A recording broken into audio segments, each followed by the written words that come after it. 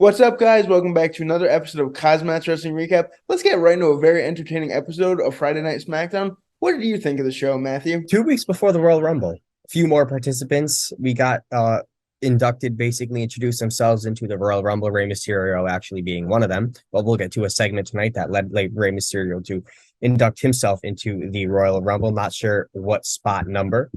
Also Liv Morgan too, but we will get to that. First match of the night, kicking off the Intercontinental Championship holder Gunther versus Braun Strowman. Now, What a hot everybody's start been this was. tweeting about this. This was a phenomenal show off, man. With the title on the line, WWE just really made this Intercontinental Championship just very prestige feeling. It just felt great, especially Gunther. I think his reign is going to continue. And you know what? Throughout SmackDown, there were times where I really thought Braun Strowman was going to take that off of his shoulder, but didn't really happen. This was one of the best matches of Braun Strowman's career, especially Gunther. There hasn't been a match where Gunther hasn't failed, with the crowd, or I guess you could say with that wrestling type of persona. I think he's just phenomenal, whoever they put him against with, and especially Braun Strowman. Gunther was able to go through Braun Strowman. Not easy. It was definitely one of the harder matches that Gunther has been in the past few months as Intercontinental Champion. Just kind of working on Braun Strowman's. I think it was his left or right shoulder, the one he attacked last week with a steel chair. Gunther defeated Strowman to retain. Phenomenal matchup. Even Braun Strowman, he gave it all he got, and we clearly saw that. Doesn't make him look weak, but you know what? Back to the whiteboard. Yeah, you know what? And still, Gunther still holding that Intercontinental Yep. Championship. This was a great way to kick off the show. 25 minutes of just two bruisers going at it, man. It got the crowd on its feet, and it kind of carried throughout the night. So I love to see this. Before we go to our next segment with Rey Mysterio, let's talk about a quick backstage altercation with Sami Zayn knocking on the Bloodline's door. Paul Heyman actually opens the door saying he's the only one there, that Roman Reigns wants him to go it alone against Kevin Owens tonight in the main event. Sami Zayn says, you know what? That's a great idea. It's not a prediction, it's a spoiler. So we're going to see what happens on later in the night, which was also chaotic.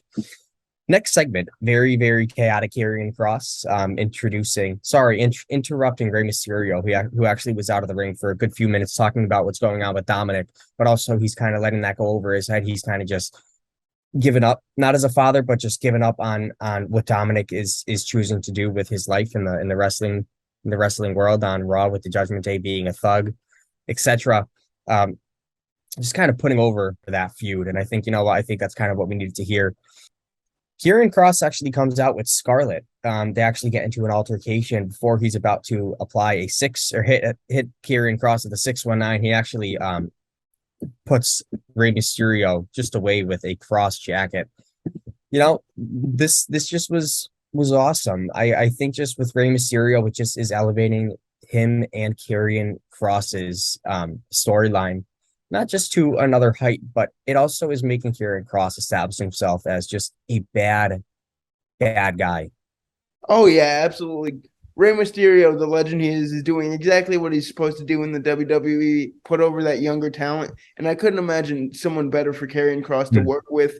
You know, use that experience that Rey Mysterio has and make Karrion Kross look like the major bad guy on SmackDown.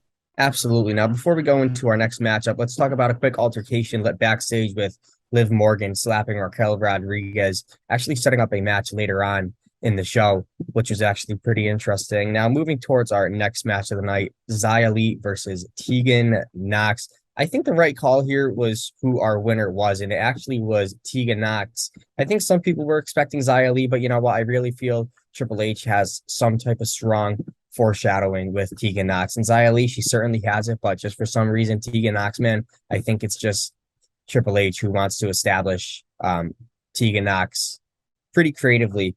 And you know what? I think where Tegan Knox fits in this woman's card, it was right. But you know what? I think it was a good call to have her take a clean win. Didn't make Zaya to look too weak.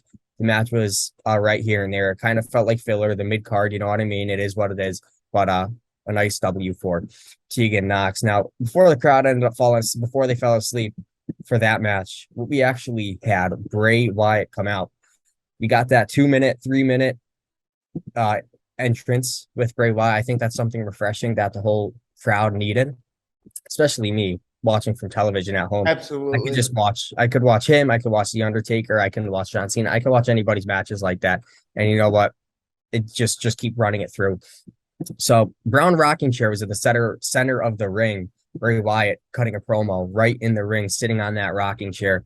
It was very, very interesting. And actually, earlier on in the night, we were shown a quick little, I guess you could say, QR code, yeah. QR code on our television screen, and it actually ended up being Bray Wyatt in the Firefly Funhouse saying, "Let me in, welcome to hell," all this type of stuff. And you know what? I think we are going to see some type of fiend at pitch black match at the Royal Rumble. I really think we're going to see something.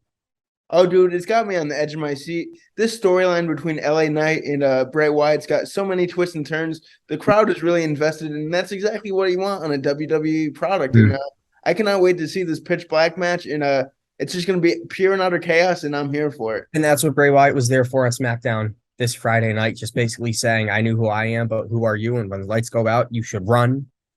Just basically saying he is the eater of worlds. He is Bray Wyatt. Phenomenal. A+ there. Just a great segment with Bray Wyatt coming down to the ring, even for the 5 minutes that he was on the mic.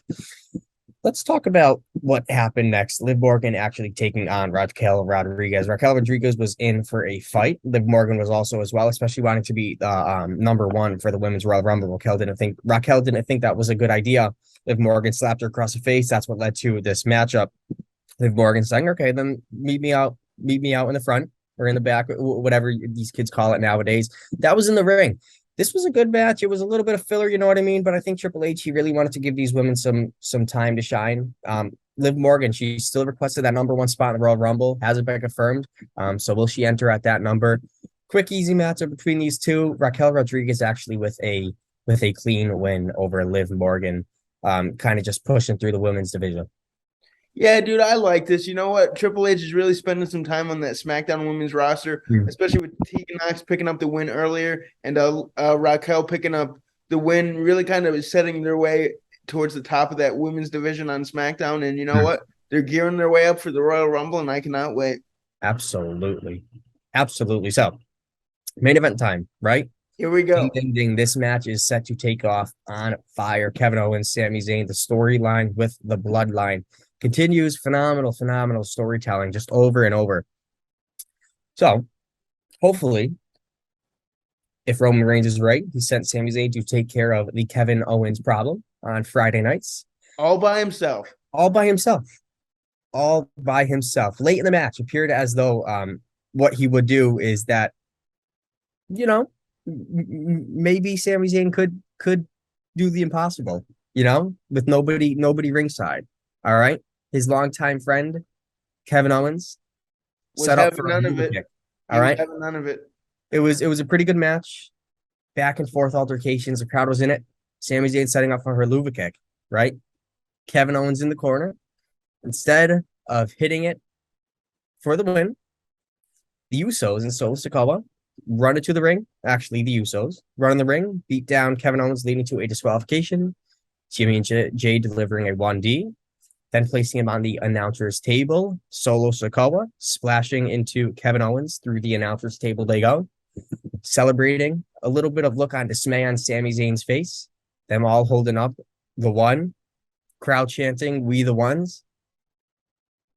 Did Roman Reigns send Solo Sikoa and the Usos? Does Roman Reigns know about this? Sami Zayn looks like he's in a little dismay, like he couldn't do it alone, like the Usos don't believe in Sami Zayn.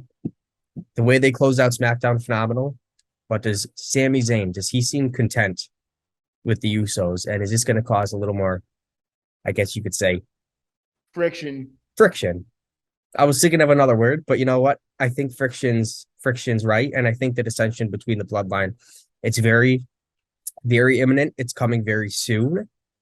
But I think they're trying to find more ways to add on to it. And they're still developing this story before it actually happens.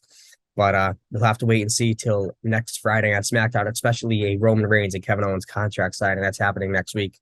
That's going to be certainly interesting as well.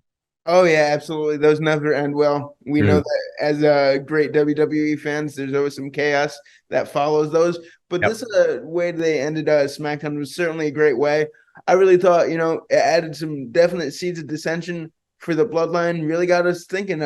Does the honorary USA not think the Bloodline no longer has his back? They don't think he can do it. We'll just have to wait and see. But one thing's for sure, this was a great night of action, top to bottom. An excellent episode of SmackDown. Let us know what you guys thought about the show. Always like, comment, and subscribe, and we will see you Tuesday for a Monday Night Raw recap. Until then, peace out. Peace.